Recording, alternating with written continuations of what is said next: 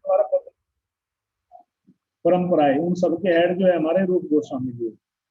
तो सनातन गोस्वामी जी जब आप वृंदावन में जाते हैं देखते हैं तो वहां पर एक द्वादश टीला है, परिक्रमा मार्ग पर, वहां पर मदन मोहन जी का विशेष एक मंदिर बना है, बहुत सुंदर मंदिर है मदन मोहन जी का।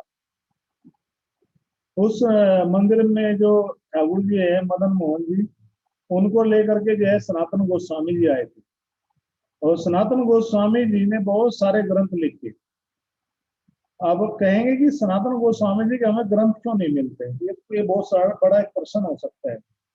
क्योंकि सनातन गोस्वामी जी ने जितने भी, जैसे कि रूप गोस्वामी जी ने भक्ति रसामृत सिंधु, उपदेशामृत है, इस तरह से बहुत सारे जो है उनके हमें रूप गोस्वामी जी के ग्रंथ मिलेंगे, जैसे कि बृहद भागवतमृत, ये भी श्री रूप गोस्वामी जी के द्वारा ही है। लेकिन सनातन गोस्वामी जी के जो ग्रंथ है वो हमें इसलिए नहीं मिलते क्योंकि उन्होंने जो वर्णन किया था भगवान की लीलाओं का, वो डायरेक्ट उन्होंने गोलोक वृंदावन का वर्णन कर दिया अपने ग्रंथों में। डायरेक्ट जो सीधा था भगवत धाम का वर्णन था मेरे ग्रंथ। तो उनके जवाब को देख करके वो कोई भी उन ग्रंथों को समझ नहीं पा रहा था, इतने भी उच्च स्तर के थे, हायर थे। तो रूप गोस्वामी जी और अन्य गोस्वामी ने कहा कि देखिए सनातन गोस्वामी जी, जो आपके ग्रंथ है बहुत उच्च स्तर के हैं, वो सामान्य व्यक्ति की बुद्धि से परे हो सकते हैं। इसलिए आप एक काम कीजिए कि आप इन सब ग्रंथों को कौन समझेगा। तो फिर सनातन गोस्वामी जी ने उन सारे ग्रंथों की वही समाधि दे दी थी, यानी कि एक गड्ढा खोद करके सबको नीचे जमीन में समाधि दे दी, ऊपर मिट्टी से ढक दिया। कहा कि भगवान की डायरेक्ट लीला का वर्णन करते हैं लोग वृंदावन में, सामान्य व्यक्ति समझ नहीं पाएगा। तो उन्होंने बहुत सुंदर तरीके से भजन किया, प्रचार किया। और ब्रज में ये सनातन गोस्वामी जी के बारे में आज बहुत सुंदर वहां पर मेला लगता है, बहुत लोग ज्यादा दर्शन करते हैं।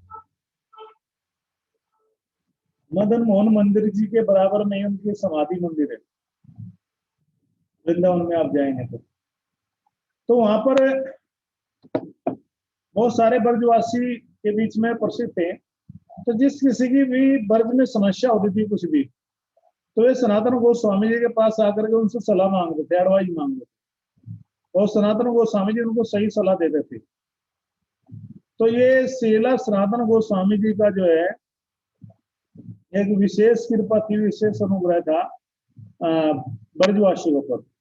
तो आज भी अगर किसी भक्त के जीवन में कोई समस्या आती है या किसी प्रकार से कोई भी बात आती है, तो वो भक्त जो है सनातन गोस्वामी जी की समाधि के पर जाता है और जाकर के उनसे प्रार्थना करता है, उनसे याचना करता है। तो सनातन गोस्वामी जी उसको जो है फिर सही एडवाइस देते, सही सलाह देते हैं कि उसको कौन सा रास्ता या कौन सा पथ भक्ति का स्वीकार करना चाहिए। तो इस प्रकार से ये सनातन गोस्वामी जी की विशेष अनुकंपा है, कृपा है ब्रजवासियों पर, भक्तों के ऊपर, कि अगर किसी के साथ में कोई समस्या आती है तो सनातन गोस्वामी जी की समाधि पर जाए, उनसे याचना करे, प्रार्थना करे, तो जो है उस जीव को जो है सही मार्गदर्शन देते हैं। और उससे भी ज्यादा सनातन गोस्वामी जो है, जिनका नाम साकर मल्लिक था, साकर मल्लिक, ये मुस्लिम में टाइटल दिया जाता है क्योंकि उनका जो जन्म हुआ था ब्राह्मण कुल में हुआ था। लेकिन उस समय जब मुस्लिम शासक था तो किसी को भी यदि अपने धर्म से भ्रष्ट किया जाता था तो उसके ऊपर कोई झूठा पानी डालते, झूठा खिलाते, कुछ भी करते, तो उसको हमारे धर्म के लोग ही, हिंदू धर्म के लोग ही उसका बहिष्कार कर देते थे, उसको अपने धर्म से बाहर निकाल देते थे। तो जब इस प्रकार से उसका बहिष्कार होता था तो मुस्लिम बन जाता था। तो ऐसे इन दोनों भाइयों के साथ में हुआ, और दोनों भाई बहुत बड़े विद्वान थे संस्कृत के। तो बताते हैं कि उस समय सुबुद्धि राय एक राजा था बंगाल में, तो उसके शासनकाल की घटना है। तो जब वो बंगाल में राजा था सुबुद्धि राय, तो उसने देखा कि ये दोनों भाई तो जो है एक तरह से जो है मतलब बहुत विद्वान है, इनको देखना चाहिए, जानना चाहिए, जांचना चाहिए। तो उनके पास गए, उनसे बताया कि इस तरह से भाई मैं तो लड़ने जा रहा हूँ, क्योंकि वे उसके प्रधानमंत्री पद पर थे। एक प्रधानमंत्री था, एक जो है जो है वित्त मंत्री था। तो दोनों ये बहुत महत्वपूर्ण पद थे। तो राजा तो अधिकतर जो है युद्ध में, लड़ाइयों में व्यस्त रहता था। ये दोनों भाई पीछे से राजकाज देखते थे।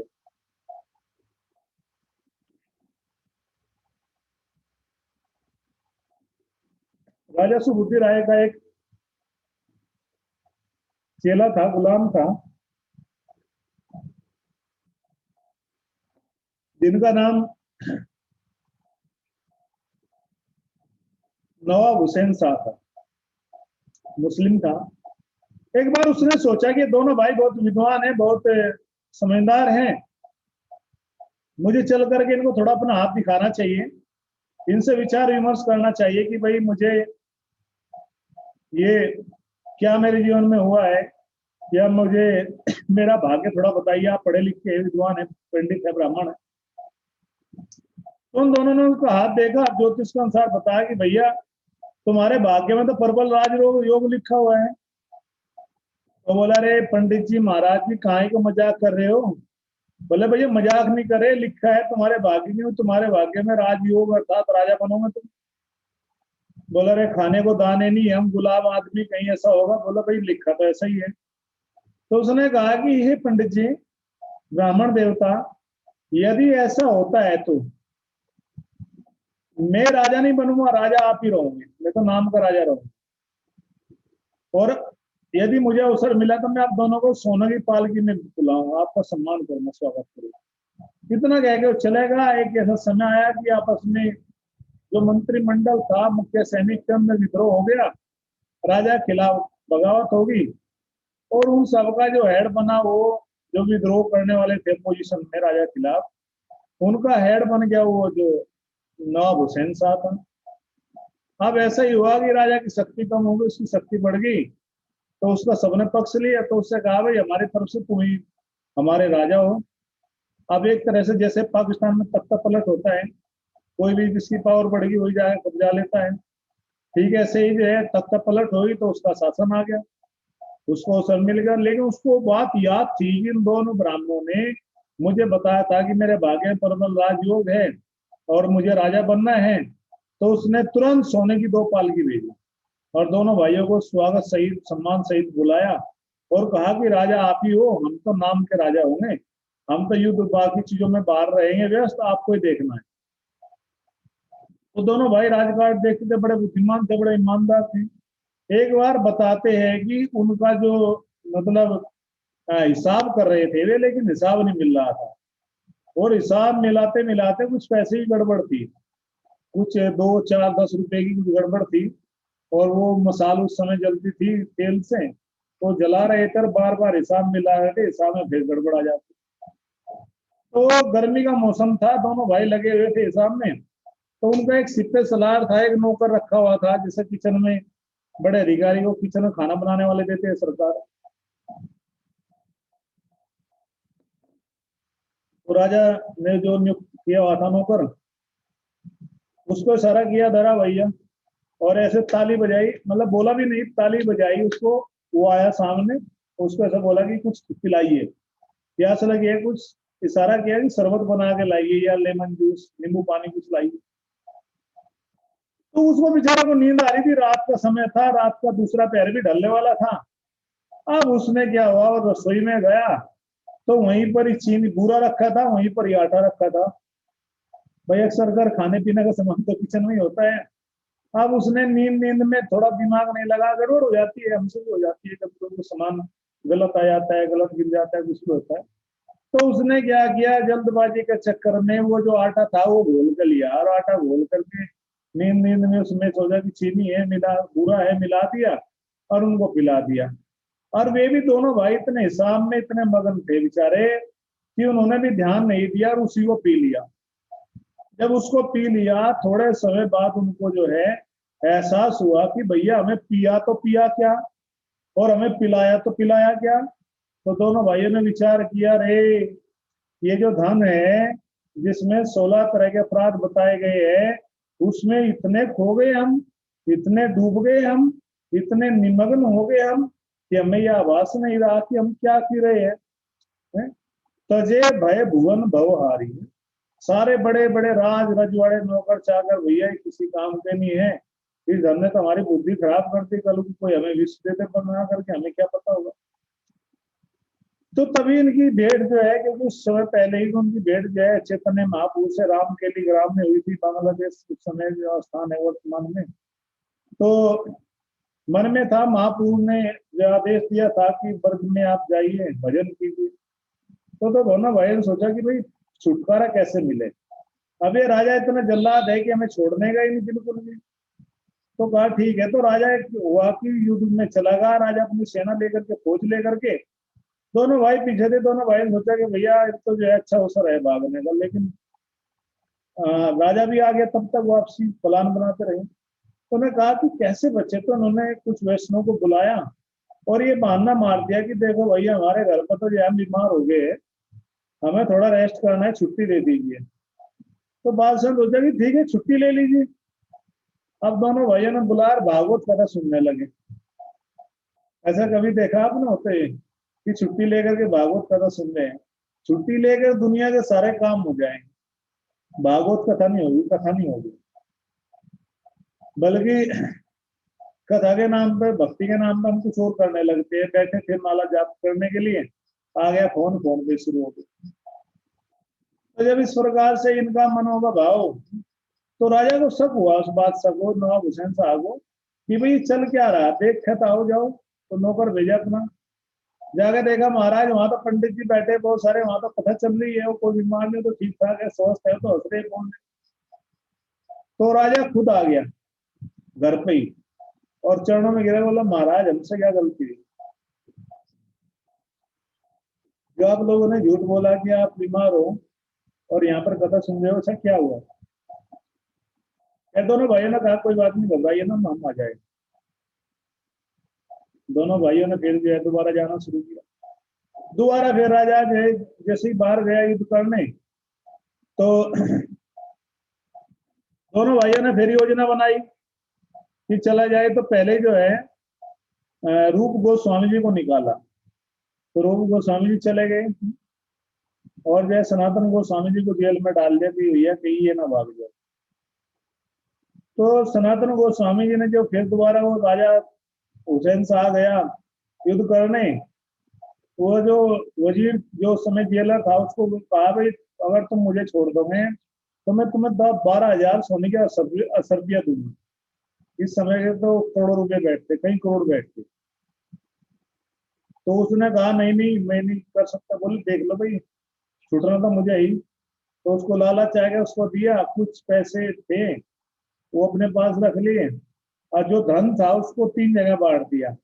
आधा धन परिजनों को दे दिया, उसका तिहाई धन जो है, 1/4 धन जो है अपने रिश्तेदारों के लिए रख लिया।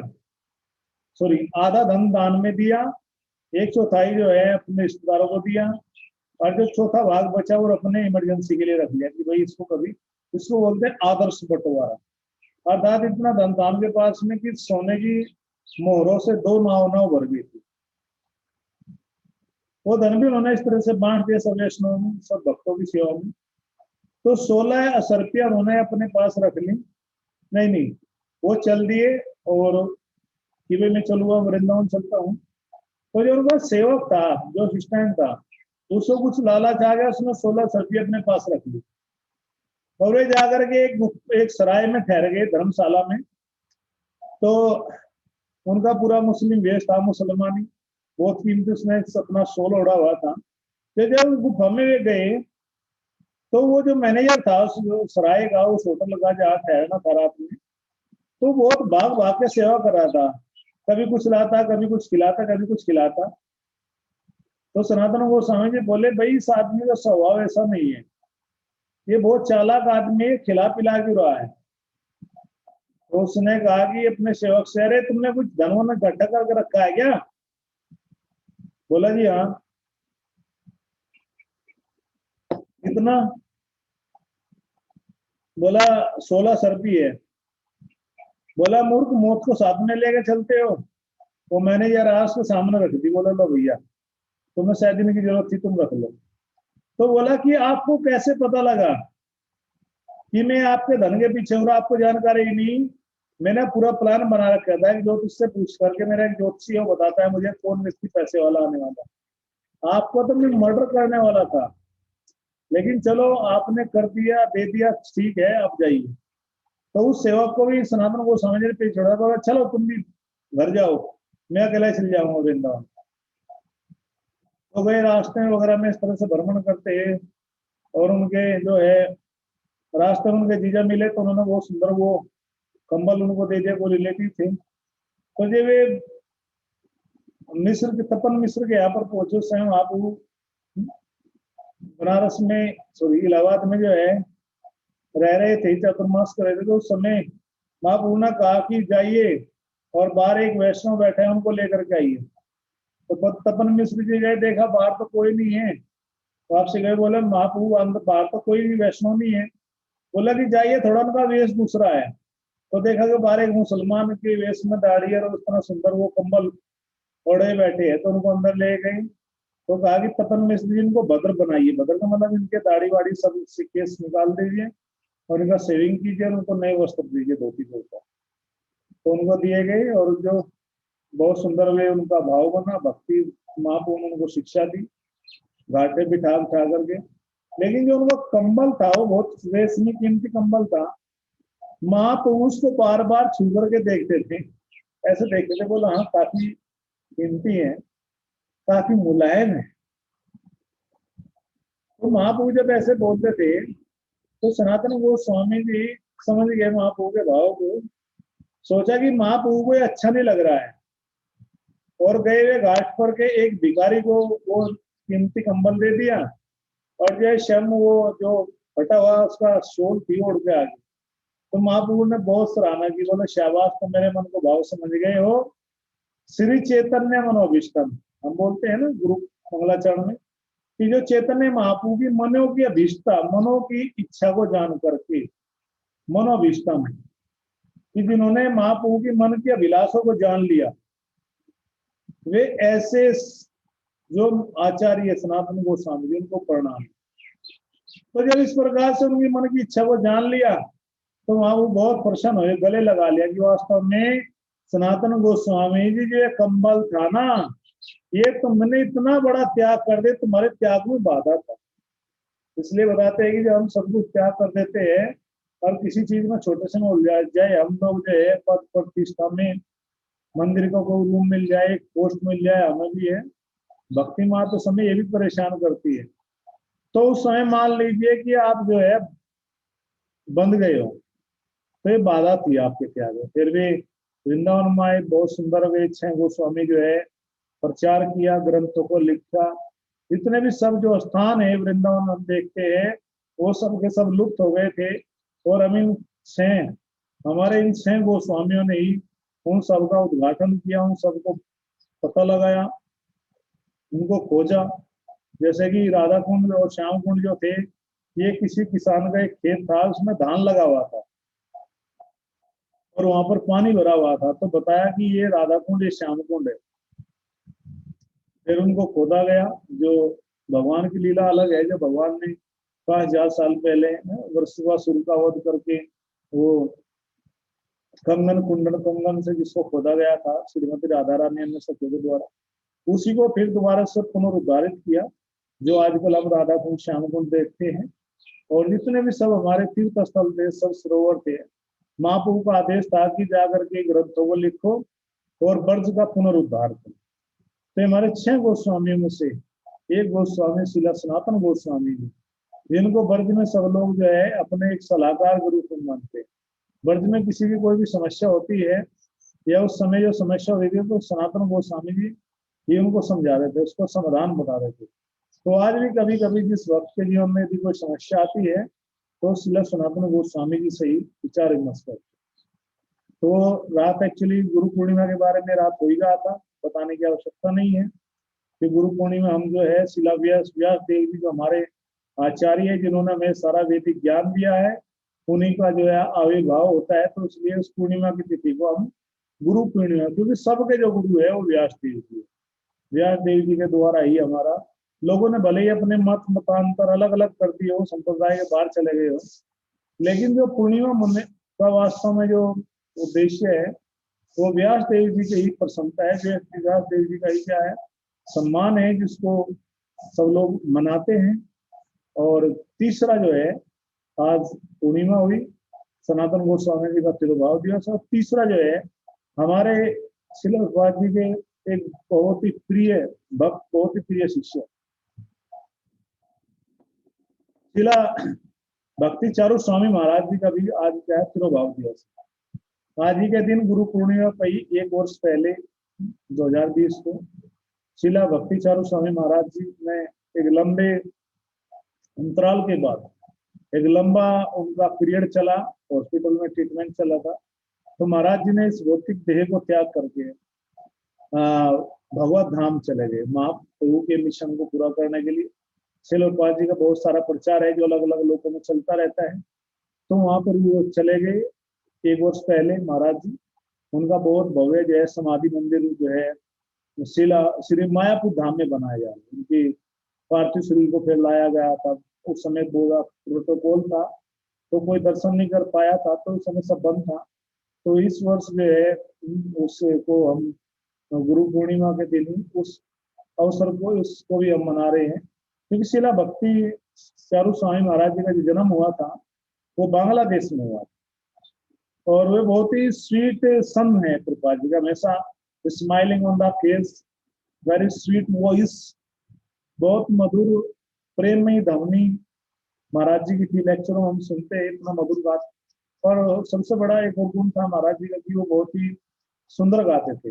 आपको अवसर मिले तो जरूर यूट्यूब पर जाइए और वहाँ पर डालिए शिला हिजोलने, मतलब भक्ति चारू स्वामी महाराज जी भी डालेंगे तो उनका बहुत सारे लेक्चर, बहुत सारे उनकी कथाएं। कीर्तन मेला में बहुत बड़ा योगदान है, जो मायापुर में कीर्तन मेला होता है गुरु पूर्णिमा पे फेस्टिवल पे, उस कीर्तन मेला को भी शिला भक्ति चारू महाराज जी का बहुत बड़ा योगदान है, और शिला शशिनंदन स्वामी महाराज जी का।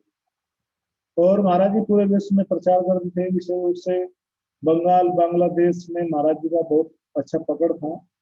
और महाराज जी बहुत एजुकेटेड थे, उनके विषय में हमने कई बार बता दी है कि वे उनका जन्म जो है बांग्लादेश में, वो कलकत्ता में पढ़ते थे, और कलकत्ता में पढ़ाई करके फिर विदेश में गए थे, जर्मनी में। तो जर्मनी में उनको प्रभुपाद जी का भक्ति सामर्थ्य सिंधु ग्रंथ मिला था, और एक ग्रंथ मिला था उनको आत्म साक्षात्कार का विज्ञान। तो ये दोनों पढ़ करके वो मायापुर में आए, प्रभुपाद जी से मिले, प्रभुपाद जी के बहुत निकट, और एक वर्ष में उन्होंने सब कुछ सारी दीक्षा ले ली। 6 महीने में के अंदर ही उनका, 4 महीने के अंदर ही हो गया, और एक हरिनाम ब्राह्मण दीक्षा, फिर उसके बाद में संन्यास भी हो गया। और वे बहुत अच्छे परिवार से थे महाराज जी, और उन्होंने पूरा जीवन जो है प्रभुपाद जी के मिशन के लिए लगाया। कई बार बहुत बड़ा अप डाउन आया महाराज जी के जीवन में, महाराज जी को फिर लाएगा। तो महाराज जी बताते थे कि एक बार मायापुर बता रहे थे हमें, वे 2015 में हम लोग गए थे मायापुर में 1 महीने के लिए गुरु पूर्णिमा को अवसर पर। तो उस समय महाराज जी बता रहे थे अपने बारे में कि मैं जब पहली बार आया था मैं, और शिला तमाल कृष्ण महाराज जी उनसे बड़ा स्नेह का संबंध रखते थे, बड़ा उनके साथ में कहते थे अरे तुम्हारा विवाह नहीं हुआ, तुम कैसे ब्रह्मचारी हो, तुम्हें तो विवाह करना चाहिए था, पहले विवाह करना चाहिए ब्रह्मचारी को, तब ब्रह्मचारी माना जाता है, ऐसे हंसते थे। मतलब वो एक अलग से टेस्ट है ब्रह्मचारियों का, वो हम एक सामान्य व्यक्ति की बुद्धि से परे हो सकता है, क्योंकि एक अलग टेस्ट होता है ब्रह्मचारी कैसे हंसते हैं, कैसे बोलते हैं आपस में। तो प्रभुपाद जी के पास में गए, बोले कि कमाल कृष्ण महाराज जी ऐसे मुझे बोलते हैं कि तुम कैसे ब्रह्मचारी हो, तुम्हारी शादी नहीं। तो प्रभुपाद जी ने कहा कि जाकर उनको बोलो कि मेरी शादी हो गई है कृष्ण के साथ, कि कृष्ण के साथ मेरी शादी होगी है, मेरे पंडित जी प्रभुपाद जी मेरे जो पुरोहित हैं। तो मतलब ऐसे महाराज जी बड़ा हंसी की बातें बताते थे। एक बार बता रहे थे कि मेरी ड्यूटी लगी, टीचर हमारी बता रहे थे कि मेरी जो ड्यूटी थी वो लगी बुक डिस्ट्रीब्यूशन में। तो मायापुर में बहुत सारे लोग आते हैं, आज भी देखते हो आप जाते हैं तो वहाँ पर शिला जयपताका स्वामी महाराज जी उस समय पूरा लीड कर रहे थे। आज भी महाराज जी पूरा मायापुर को जो बनाया है वो जयपताका स्वामी महाराज जी का प्रिय प्रोजेक्ट है। प्रभुपाद जी ने उन्हीं को सौंपा था कि जयपताका तुम्हें इसको डेवलप करना है। तो शिला जयपताका स्वामी महाराज जी ने पूरा डेडिकेटिवली प्रचार किया। अपने हाथों पे वे कल्पना नहीं कर सकते, अपने हाथों पे वे एक हाथ से साइकिल का हैंडल पकड़ रहे थे, दूसरे हाथ से वे सरिये अपने कंधों पर डाल करके लाते। तो इतने मोटे मोटे मच्छर थे मायापुर में, मोटे मोटे मच्छर। और वहां पर कुछ भी स्थान नहीं था, पानी भर जाता था, बारिश में सब पूरा लबालब हो जाता था, कुछ भी नहीं बचता, स्थान सब डूब जाता था। आज भी बाढ़ आती है, उसकी याद दिलाती है कि पहले भी बाढ़ आती थी, आज भी बाढ़ आती है, हर साल गंगा जी आती है, बाढ़ आती है, तो मायापुर में तो राधा माधव जी के चरणों का जो है इस पर करके फिर गंगा जी चली जाती है, वापसी गंगा जी आती है राधा माधव जी के दर्शन करने के लिए। तो शिला जयप्रदा के स्वामी महाराज जी जो थे उस समय कुछ पास में जो मठों में वहां प्रसाद पाते थे, तो वो इतना द्वेष कर रहे थे प्रोजेक्ट को देख करके जयप्रदा के महाराज जी कि मिर्च डाल देते थे, क्योंकि महाराज जी का बॉडी विदेशी बॉडी है, तो महाराज जी इतना मिर्च स्पाइसी नहीं खाते थे, तो बंगाली स्टाइल में बना तो महाराज जी खा नहीं पाते थे। तो महाराज जी ने बहुत संघर्ष किया जी, महाराज जी का जो जीवन है पूरा संघर्ष में है और पूरा डेडिकेशन है। महाराज जी की बहुत सारी लीला है, पास्टिंग्स है, क्योंकि आज समय नहीं है बताने के लिए, हम स्पेशल जब महाराज जी का व्यास पूजा आएगी शिला जयप्रदा का स्वयं महाराज जी की, उस समय हम बताएंगे। तो जयप्रदा का स्वामी महाराज जी के साथ साथ जो है शिला भक्ति चारू स्वामी महाराज जी का बड़ा स्नेह था, और उन्हीं के आदेश पर फिर जो है प्रभुपाद जी के बाद में पूरा प्रचार उन्होंने ही संभाला जयप्रदा के स्वामी महाराज जी के दिया। तो महाराज जी आज हमारे बीच में शरीर रूप में नहीं है, लेकिन वो वाणी के रूप में हमेशा बीच में रहेंगे, शिक्षा के रूप में हमारे बीच में रहेंगे, अपने शिष्य के रूप में हमेशा बीच में रहेंगे। तो ऐसे सब महान जो आचार्य है, महान वैष्णव है, शिला व्यासदेव जी, शिला सनातन गोस्वामी जी और शिला भक्ति चारू महाराज जी के चरणों में भी हमें दंडोत अर्पित करते हैं कि उनकी कृपा की एक बूंद भी यदि हमें मिले तो हमारा जीवन सफल हो सकता है। हमें उनकी पद सुनकर उनकी भगवत भक्ति को स्वीकार करते हुए हमें क्या करना चाहिए कि मतलब उनके चरणों मंगल की प्रार्थना करें। हरे कृष्ण, जय श्री प्रभुपाद। आप सबको चातुर्मास गुरु पूर्णिमा इन सभी तिथियों की हार्दिक शुभकामनाएं। आप जरा